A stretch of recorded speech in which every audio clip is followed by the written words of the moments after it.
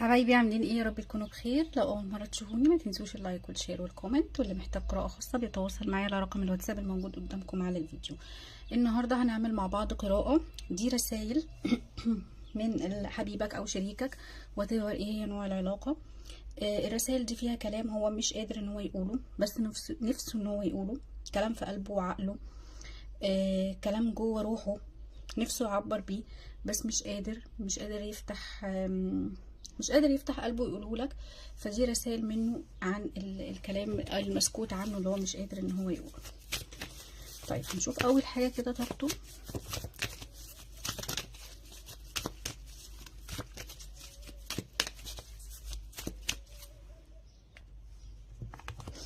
بسم الله.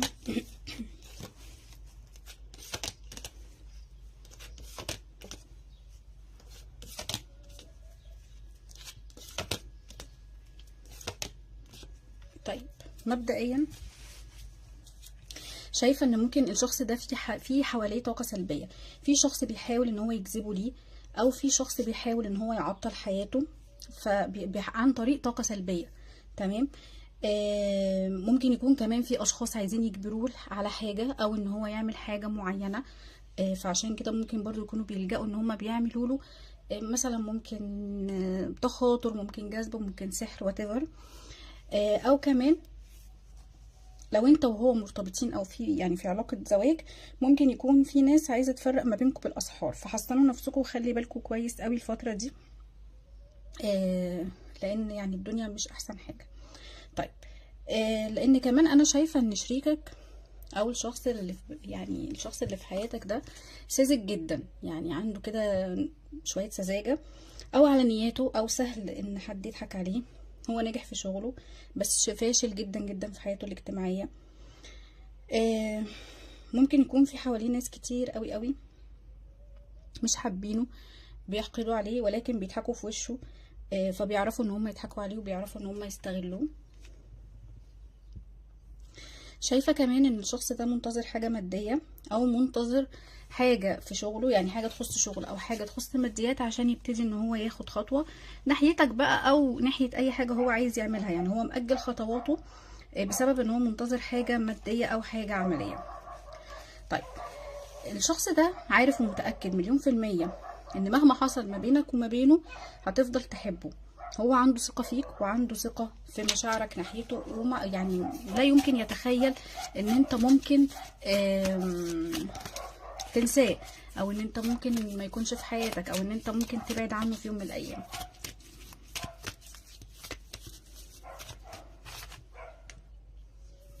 طيب هنشوف طاقتك انت.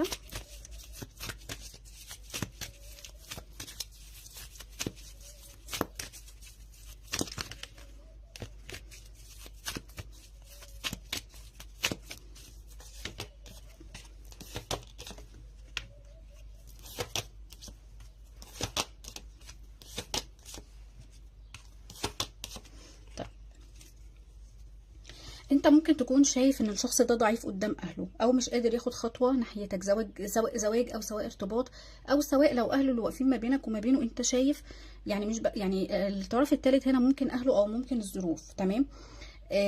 انت مش مقتنع خالص بقى بالكلام اللي هو بيقوله لك. انت شايف ان هو لا، لازم يعمل حاجه، لازم ياخد خطوه، مش هينفع ان هو يفضل ان هو مستسلم، او مش هيفضل ان هو طول الوقت مستسلم للظروف او ما ياخدش خطوه ناحيتك. ممكن تكون العقبة دي ممكن تكون علاقة تانية، مش شرط ان هو يكون اهله بس. تمام. ودي برضو حاجة مضايقاك ليه؟ لان انت عملت كل حاجة عشانه، ضحيت عشانه، وقفت جنبه، ولعت له صوابعك ال10 شمع علشان يرضى وعلشان يكون معاك. ما يعني مش معقولة تكون دي جزاتك في النهاية. فدي من ضمن الحاجات اللي بتضايقك، او من ضمن الحاجات اللي بتسبب لك ألم نفسي، لان انت قدمت له حاجات كتيرة جدا، وفي الاخر هو بيستجيب لرغبات اهله او الطرف الثالث، او مش مركز معاك، او مش بيستجيب لرغباتك. انت ما بينك وما بين نفسك بقيت واخدها تحدي، عايز تنتصر، لان انت متأكد ان مضحوك عليك في العلاقة دي، وانت كمان متأكد ان الشخص ده كمان هو اللي حواليه جابرينه على حاجات معينة، او جابرينه على وضع معين انتوا فيه. تمام. انت بتراقبوه، عينك عليه، وزعلان وغيران في نفس الوقت.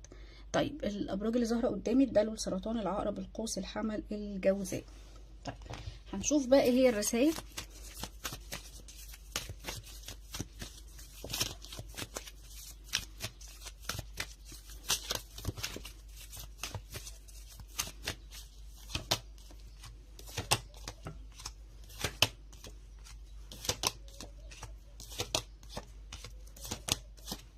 طيب انت سمعت من الشخص ده كلام كتير قوي قوي، تمام؟ يعني كلام حب، كلام رومانسية، وخلاص انت ما بقتش زي ما قلت لك، ما بقتش تآمن بالحب، تمام؟ بس الشخص ده معاك حاسس ان هو مهم، صاحب، حاسس ان هو صاحب قرار، حاسس ان هو بيختار، او هو ليه يعني، يمكن دي الحاجه الوحيده اللي هو اختارها في حياته، لان زي ما قلت لك هو مسلوب الاراده او اللي حواليه مسيطرين عليه، فيمكن انت الحاجه الوحيده اللي هو شايف ان هو اختارك، تمام؟ بيكون طبعا على طبيعته معاك، كل حاجه بيقولها لك من قلبه، حاسس ان هو حر في العلاقه معاك، منتصر على قيوده، منتصر على ضعفه، يعني معاك بيحس بالقوة حتى لو هو ضعيف، او الناس اللي حواليه محسين ان هو ضعيف، فهو معاك بيحس بالقوة. بس شعور الحرية دوت على قد ما بيبسطه، بس في نفس الوقت هو حاسس ان هو كمان علشان على طبيعته قوي معاك، ممكن يكون اوقات بيقولك كلام بيضايقك، تمام؟ او بيعمل معاك تصرفات بتضايقك، تمام؟ فهو حاسس ان حريته دي ممكن بتريحه وبتبسطه، بس في نفس الوقت هو بيأذيك بيها. بس في نفس الوقت الشخص ده حب نفسه معاك، حب حياته معاك، كان بيهتم بشكله، بنفسه، بجسمه، بستايله، بيحاول ان هو طول الوقت يبقى في احسن شكله، في احسن صورة، علشان خاطر ان هو يبقى يعني يجذبك ليه ويشدك ليه. بيغير عليك من اللي حواليك جدا، رومانسي وعاطفي، بس في نفس الوقت اناني وعايزك ليه لوحده، تمام؟ انا شايفه ان انت ساعدته في حاجات كتير، او ساعدته في حاجات، يعني في حاجات كتيره جدا انت وقفت معاه جنبه، وقفت جنبه فيها، سوري. وهو زي ما يكون عايز يشكرك على الحاجات اللي انت عملتها معاه، سوري، او على وقفتك جنبه، تمام؟ وعلى مشاركتك ليه. هو عارف ان انت اكتر حد واضح وصريح، كل دي رسائل، يعني هو عارف ان انت اكتر واحد وصريح، عايز يشكرك، بيحبك وبيغير عليك، كل الكلام اللي انا بقوله دي رسائل منه، تمام؟ طيب في هنا كمان رساله كمان، ان هو بيفكر فيك طول الوقت، ان هو عارف ان انت تعبت، عارف ان انت اتأذيت، عارف ان انت اتوجعت من كتر ما انت حاربت واستحملت. هو عارف ان هو حطك تحت قيود، وشايف ان انت صبرت كتير، وشايف ان انت عديت كتير، وشايف ان انت تعرضت لمشاكل كتير بسببه، شايفك تعبت، وهو شايف ان هو آن الاوان دلوقتي اللي لازم ياخد منك مسؤولية العلاقة، لان انت تحملت مسؤولية العلاقة كتير، وهو عارف ان انت تعبت جدا في العلاقة دي، وهو عارف ان هو ضايقك وزعلك ووجعك وجه عليك. الشخص ده المشكلة الكبيرة ان هو عايش في مجتمع فيه خوف وفيه قلق، وللأسف انت جيت حاسبت على فواتير مالكش فيها خالص، ومالكش ذنب فيها خالص. ماضي الشخص ده عامل له مشكلة كبيرة، وللأسف زي ما قلت لك انت محطوط في المشكلة دي، او بتحاسب على المشكلة دي. طيب هنكمل مع بعض.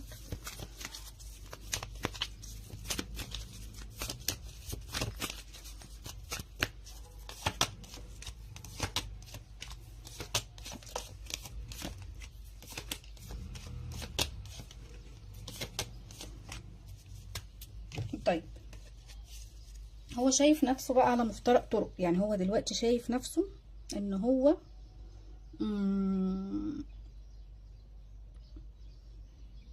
لازم ياخد قرار، بس هو بيماطل. هو عارف ان في ناس حواليه بتستغله وبتضحك عليه، لكن دايما مأجل الخطوات والمواجهات، يمكن مستني حاجة تحصل من عند ربنا علشان ما تبقاش جات منه، لان هو ما بيحبش يواجه، او في نفس الوقت هو عنده استعداد يستحمل اللي هو فيه، ولا ان هو يتحط في مواجهة، بيهرب طول الوقت لان هو ما بيعرفش يواجه. الشخص ده مفتقد السعادة من غيرك، مأذي، تعبان، عايز يقولك ان هو مش مرتاح، حتى لو انت شايفه ان هو مرتاح ومبسوط، لا هو تعبان، مش عاجبه حاله، مش مرتاح، مش مبسوط، بس منتظر ان حاجة تحصل من عند ربنا، او ان الحوار يتحل كده، يعني تحصل معجزة او تحصل حاجة. هو عارف ومتأكد ان سعادته مش هيعيشها غير معاك، في حاجات كتيرة جدا نفسه يعملها معاك، حتى لو افترقتوا شايفة ان انتوا هترجعوا تاني، في حاجات مخبيها عنك ومكسوف يتكلم فيها معاك، مش قادر يواجه نفسه ولا قادر ان هو يواجهك بيها، لان هو عارف ان هو تسبب لك في الم وفي وجع. وشايفه كمان ان الشخص ده ممكن يكون كذب عليك علشان تستحمله، تمام، او علشان تستمر معاه في العلاقه. وشايفه ان في مفاجآت هتحصل ليك انت هتشوفها منه الفتره الجايه، هتكون ايجابيه وهتنقل العلاقه نقله تانية خالص. تمام. طيب حبايبي، دي كانت قراءتنا النهارده، اتمنى يا رب انها تكون عجبتكم. يا ريت لو الفيديو عجبكم ما تنسونيش في لايك وشير وكومنت حلو. باي باي.